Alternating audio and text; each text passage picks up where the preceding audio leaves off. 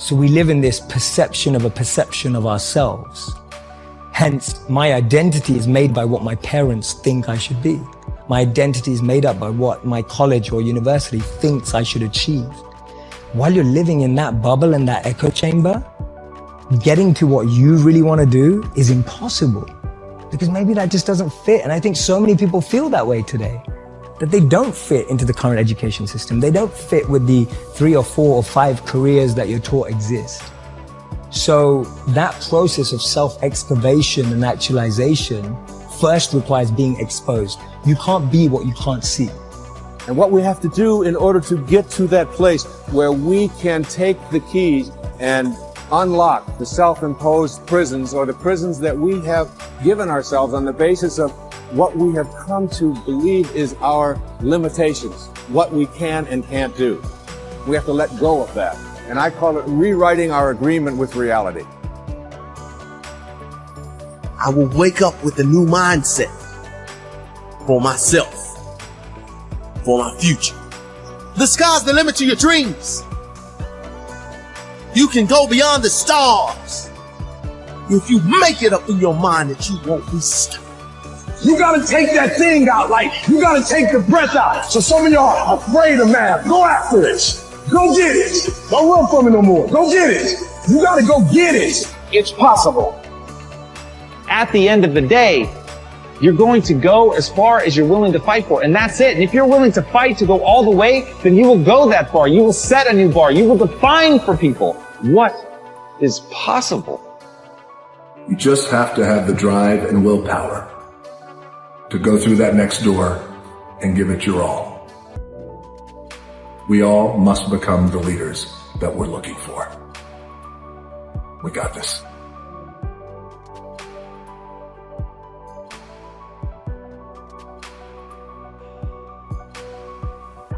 Men and women begin to become great only when they begin to take time by themselves to listen to their inner voices and organize their lives in such a way that their activities and relationships give them a deep sense of inner peace. The first step that you can take to personal greatness is to sit down quietly and look over your life to determine the areas where you're not experiencing the peace of mind and happiness that you really want. You'll find that this is a very easy exercise to do because your mind is continually preoccupied with these problems, just like a person sitting on a tack would be preoccupied with the pain. Your job is to get off the tack. Your responsibility to yourself is to realize that you can never make someone else happy by being unhappy yourself, just as you can never make someone else healthy by being sick. You should not sacrifice your happiness in an attempt to somehow achieve the happiness of another person. You'll only end up making no one happy, especially yourself. In the play Cyrano de Bergerac by Edmond Rostand, Cyrano, the great individualist, is asked why it is that he is so outspoken and so self-assertive. He answers with this beautiful line.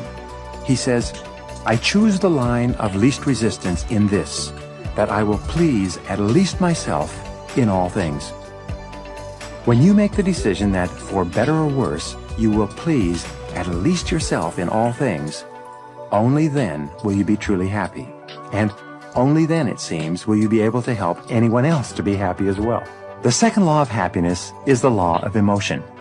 It says that human beings are 100% emotional in everything they think and feel and decide. I used to think that people were 90% emotional and 10% logical. However, both research and experience contradicts this conclusion. People are totally emotional in everything they do. If a person says to you that he's decided to do the logical thing, it simply means that he has more emotion devoted to that course of action than he does to another course of action, and he uses the word logical to justify his decision. Someone once said that no matter how old you become, you always have the emotions of a teenager. This may or may not be true, but the central impact of your emotions and feelings is a key component in both understanding and achieving your own happiness. The first part of the law of emotion is that you are motivated by two major groups of emotions, those of love or desire and those of fear or loss. These are the positive emotions and the negative emotions. These emotions were described by Sigmund Freud as emotions associated with pleasure and emotions associated with pain. You have a tendency to move toward those experiences you associate with pleasure or happiness, and you have a tendency to move away from those experiences you associate with pain or unhappiness. This is the essence of the pleasure principle that I mentioned earlier. The second part of this law of emotion says that the content of your emotional life is largely determined by the thoughts you dwell upon most of the time. This is such a simple and obvious truth that it's often overlooked by most people. It simply says that if you think happy thoughts, you will be a happy person. If you think angry thoughts, you'll be an angry person. If you think about the things that people have done to hurt you and the reasons you have to be angry or unhappy, you'll be negative, pessimistic, and eventually you'll be depressed. Abraham Lincoln once wrote, "A man is just about as happy as he makes up his mind to be." Well, this is true for you and true for me. Let life touch you. Don't let it kill you, but at least let it touch you. The next touch could open up the wellspring you'll never lack for desire for the rest of your life. From shortly after the time I met my teacher, Mr. Shove, at age 25, no one's ever had to say to me all these years, "When are you gonna get going?" Nobody's ever said that to me all these years. I've heard, "When are you gonna slow down? You're gonna have a heart attack and die. You can't keep up this kind of calendar." But nobody's ever said to me, "When are you gonna get going?" I'm asking you to keep searching for life experiences until you find one that lights your fires, until you will never lack for desire for the rest of your life. And nobody will ever have to say to you the rest of your life, "When are you gonna get off the couch?" Welcome all experiences. Don't put up the wall. The same wall that keeps out disappointment keeps out happiness. Take the risk. And here's the last emotion that can change your life in a single day. It's called resolve. Resolve says, "I will." Two of the most powerful words in the language. I gave you the formula for disaster. Could, should, don't. Here's the formula for fortune. Should, could, will. I will. I should. I can. And I will. Two of the most powerful words in the language. I will.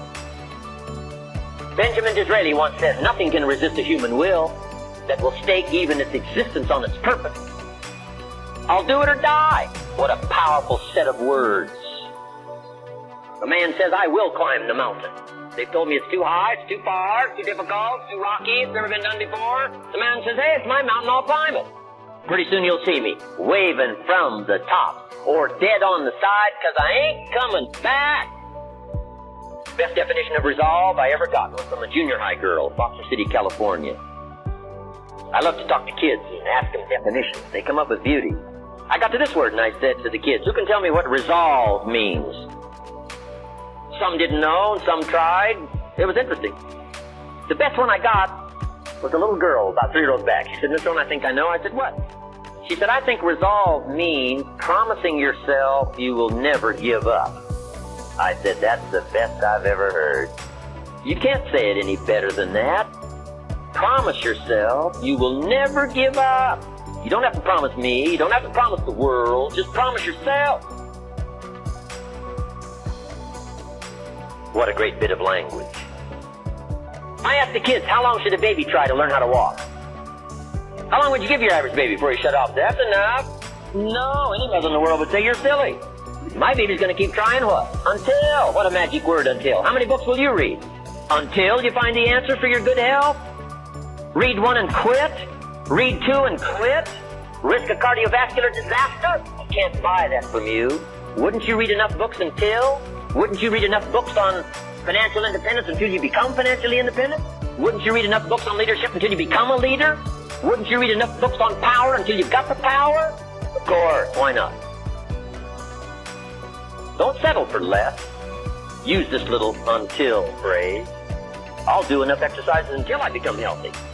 I'm out of breath now, but I'll put myself through enough disciplines until I'm no longer out of breath. I'm not going to walk up 1 flight of stairs and can't catch my breath. It's over. Until magic.